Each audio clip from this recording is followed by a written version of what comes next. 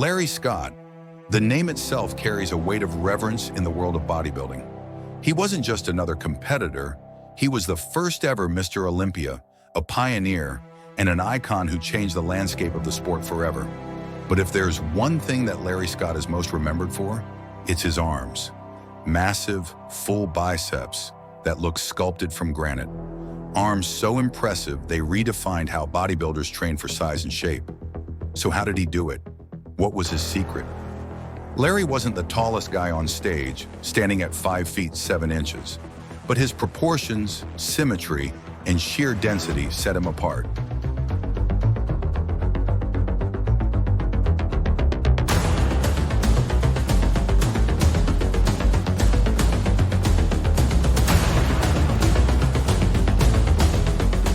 In an era where bodybuilding was still finding its identity, Scott emerged as one of the first athletes to master the art of illusion, using his structure to his advantage. Born in 1938, Larry had humble beginnings, but his dedication to training became evident early on. He took an interest in the Golden Age principles, full aesthetic muscle bellies combined with razor-sharp conditioning. He trained under the legendary Vince Gironda, who helped him refine his physique to its absolute peak. And when Joe Weider announced the creation of the Mr. Olympia contest in 1965, Scott entered as the favorite and delivered. He won not once but twice, cementing his place as the sport's first true champion.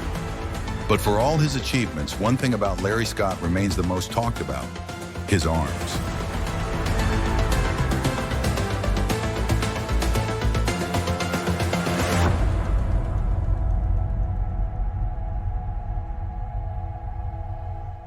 I had the privilege of meeting Larry Scott several times at the Arnold Expo, and let me tell you, he was the real deal, not just in physique, but in character.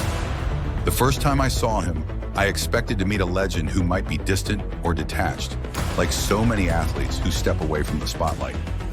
But Larry wasn't like that at all. He was warm, engaging, and still deeply passionate about the sport. I even had the chance to attend one of his seminars, and it was eye-opening. Here was a man who had long retired from competitive bodybuilding, yet his love for training, biomechanics, and technique never faded. He wasn't just going through the motions, he genuinely cared about passing on knowledge to the next generation. He spoke with the same enthusiasm and detail you'd expect from a current competitor, breaking down the nuances of arm training, diet, and mindset like he was still chasing an Olympia title. He didn't just build muscle, he built a legacy of learning. Larry's arms didn't just happen by accident. They were the result of meticulous training, precise angles, and relentless volume. And his weapon of choice? The preacher curl bench.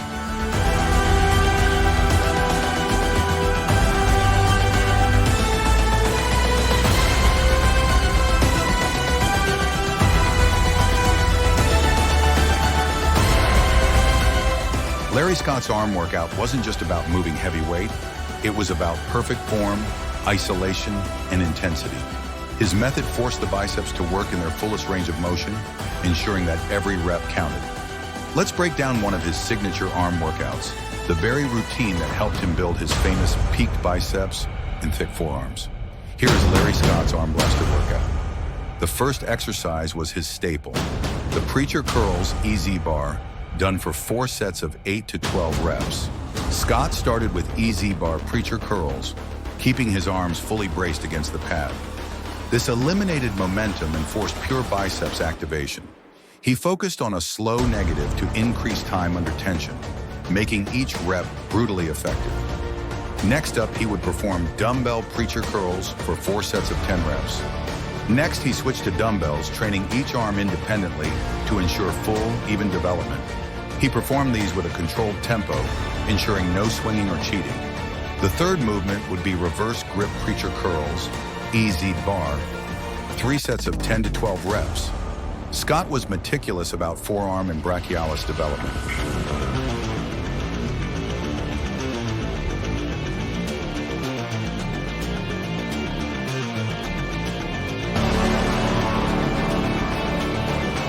Using a reverse grip, he targeted these often overlooked muscles, which helped give his arms a complete, thick look from every angle.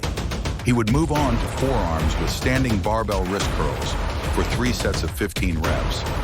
For forearm size and grip strength, he emphasized the squeeze at the top of each rep. His philosophy? Big biceps mean nothing without matching forearm thickness. He would wrap up forearms with standing reverse wrist curls for 3 sets of 15 reps. This ensured balanced forearm development. Scott ensured that his arms looked massive and proportionate from every direction. So why did this routine work so well for Larry Scott? The preacher bench eliminated momentum, forcing strict form. He attacked the biceps from multiple angles, ensuring complete development. He emphasized forearms and brachialis, preventing the dreaded big biceps, small forearms look. His focus on control and time under tension made every rep more effective. And perhaps most importantly, he never chased ego lifts. He chased perfection. Larry Scott's reign as Mr. Olympia was short. He retired after defending his title in 1966, but his impact lasted forever. Even today, his training methods are used by bodybuilders looking to carve out peaked, full biceps like the original Golden Age champion.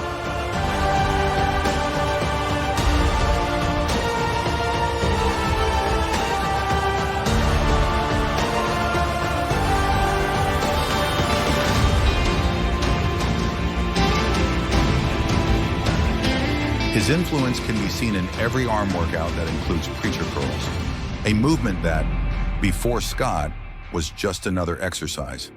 After him, it became a staple for serious bodybuilders. But beyond his training, Larry Scott's greatest legacy might be his character. Even decades after his competitive days, he remained one of the sport's most genuine, passionate figures. He wasn't just a champion on stage. He was a champion in how he treated people, how he shared his knowledge, and how he inspired others. I'll never forget the conversations I had with him, the lessons he shared, or the way he carried himself with humility and class. Even as a legend, he never acted above anyone. He was still a student of the sport, still eager to talk training, and still excited to help others build their best physiques. Larry Scott wasn't just the first Mr. Olympia. He was a trailblazer, a man who proved that with the right approach, anyone could build legendary arms. And that's why his name still echoes in the Iron Game today. So next time you hit an arm workout, think about Larry Scott. Think about precision, control, and execution. And most importantly, don't just curl, train like a champion.